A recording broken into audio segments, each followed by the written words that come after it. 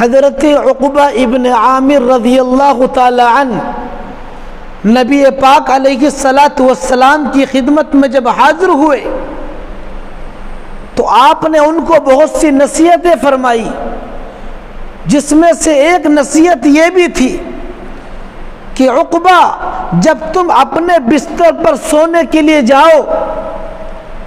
تو قل اعوذ برب الفلق، قل هو اللہ احد، قل اعوذ برب الناس پڑھ لیا کرو۔ اور ساتھ میں یہ بھی فرمایا کہ یہ تینوں سورتیں تورات، زبور، انجیل، قرآن عظیم چاروں آسمانی کتابوں میں نازل کی گئی ہیں۔ نبی پاک علیہ الصلاۃ والسلام نے فرمایا کہ تم ان کو پڑھ کر سویا کرو، اس کا معمول بنا لو تو بڑا نفع بخش ہے آپ کے لیے۔ اما عائشہ رضی اللہ تعالی عنہ بیان کرتی ہیں، بخاری شریف کے متعدد مقامات پر یہ روایت موجود ہے کہ آپ صلی اللہ علیہ وسلم سونے کے لیے جب بستر پر آتے تھے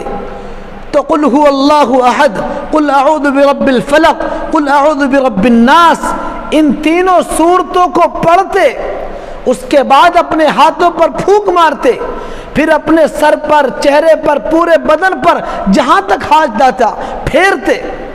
اور یہ عمل آپ 3 مرتبہ کرتے۔ تو یہ تینوں صورتیں اتنی مؤثر ہیں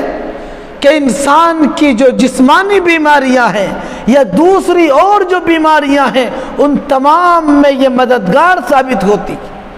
ہر طرح کی برائیوں سے، ہر طرح کی بلاؤں سے انسان محفوظ رہتا ہے۔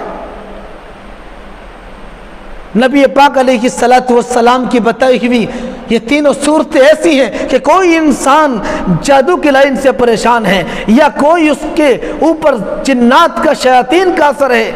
تو وہ ختم ہو جاتا ہے۔ صدق دل سے انسان پڑھے، اور ان کے اندر تو اتنی طاقت رکھی ہے۔ اما عائشہ رضی اللہ تعالیٰ عنہ بیان فرماتی ہے کہ یہ تینوں صورتیں نبی پاک علیہ الصلاۃ والسلام کا ہمیشہ معمول رہا ہے۔ آپ کو کوئی بیماری لاحق ہوتی، کوئی مرض لاحق ہوتا تو آپ صلی اللہ علیہ وسلم ان تینوں کو پڑھ کر اپنے اوپر دم کرتے، اور آگے فرماتی ہیں کہ جب آپ مرض الوفات میں تھے تو میں یہ تینوں صورتیں پڑھ کر حضور پر دم کیا کرتی تھی، پھونک مارتی تھی، اور آپ کا ہاتھ لے کر آپ کے بدن پر پھیرتی تھی، اپنا ہاتھ نہیں پھیرتی تھی بلکہ آپ کا ہاتھ لے کر، آپ کے ہاتھ کی برکت ہی الگ ہے۔ آپ نے عقبہ ابن عامر کے ذریعے سے ان کو مخاطب کر کے پوری امت کو یہ تعلیم دی، قیامت تک آنے والی امت کو یہ تعلیم دی کہ وہ ہر پریشانی کے وقت، ہر بیماری کے وقت ان کا ورد رکھے، ان کو اپنا معمول بنائے۔ اور اللہ تبارک و تعالیٰ نے اتنی طاقت رکھی ہے کہ معوذتین، قل اعوذ برب الفلق، قل اعوذ برب الناس، کہ ان سے تو جادو کی گرہیں تک کھل جاتی ہیں۔ چنانچہ بخاری شریف کی روایت ہے، لمبی روایت ہے، اس کا خلاصہ یہ ہے کہ یہودیوں نے پیسے پر لبید ابن عاصم کو لے کر کہا کہ نبی پر ایسا جادو کر کہ کبھی وہ کامیاب نہ ہو سکے، کبھی شفا یاب نہ ہو سکے۔ چنانچہ اس نے کھجور کی ٹہنی بالوں کے ذریعے سے ایسی گرہ لگائی، ایسا اثر کیا کہ گرہ لگا کر ایک ایسے کنویں کے اندر ڈال کر آیا جہاں پر سانپ بچھو انسانوں کا تو وہاں گزر ہی نہیں۔ چنانچہ آپ کے اوپر اس جادو کا ایسا اثر ہوا،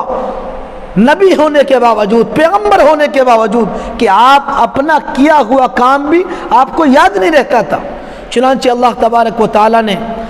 اپنے فضل و کرم سے آپ کو اس کے ذریعے نجات دلائی۔ لبید ابن عاصم کو پکڑا گیا، پکڑ کر لایا گیا، اس نے جو گرہ لگائی تھی اس کے بارے میں نبی پاک صلی اللہ علیہ وسلم خود بنفس نفیر تشریف لے گئے۔ آپ نے اس کنویں سے وہ ٹہنی نکلوا کر حضرت جبریل معوذتین لے کر حاضر ہوئے، قل اعوذ برب الفلق، قل اعوذ برب الناس لے کر حاضر ہوئے، اور آپ سے فرمایا کہ اے نبی جی آپ ایک ایک آیت پڑھتے جائیے۔ نبی نے ایک ایک آیت کو پڑھا اور ایک ایک گرہ کھلتی چلی گئی۔ اللہ تبارک و تعالیٰ نے آپ کو اس جادو سے آپ کی حفاظت فرمائی۔ اور نبی پاک علیہ السلام نے پوری امت کو یہ ترغیب دی اپنے اس عمل کے ذریعے، اور حضرت عقبہ ابن عامر کو نصیحت کے ذریعے کہ اپنا معمول بنا لے، ان تینوں صورتوں کو اپنا معمول بنا لے۔ جو انسان رات کو ان کو پڑھ کر سوئے گا، دم کر کر سوئے گا، انشاءاللہ وہ ہر طرح کی شیاطین، جنات اور اثر سے محفوظ رہے گا۔